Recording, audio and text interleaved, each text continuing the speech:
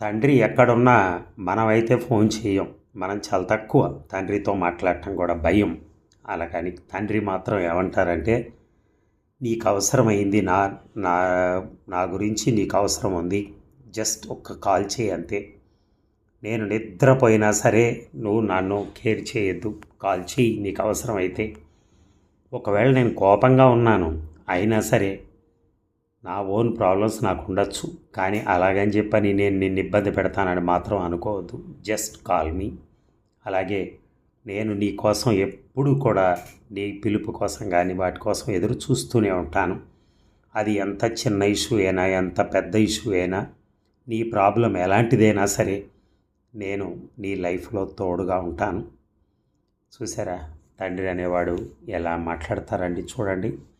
నిజంగా ఎంత గొప్ప విషయం.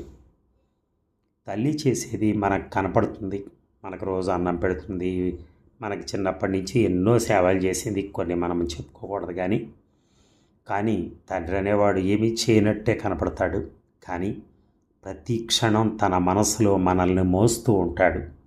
ఇంట్లో అమ్మతో సహా మనల్ని కూడా మోస్తూ ఉంటాడు. ఆయన మనసులో ఏం చేయాలి, లైఫ్లో ఎలా ముందుకెళ్ళాలి, వీళ్ళందరినీ ఎలా ముందుకు తీసుకెళ్ళాలి.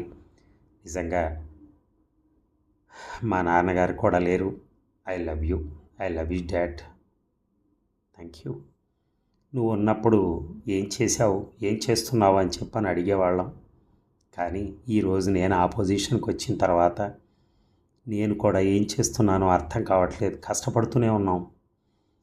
అలాగే నువ్వు కూడా అలాగే కష్టపడ్డావు. నీ కష్టాన్ని మేము గుర్తించలేకపోయావు నాన్న. It's my failure. Thank you నాన్న, థ్యాంక్ యూ.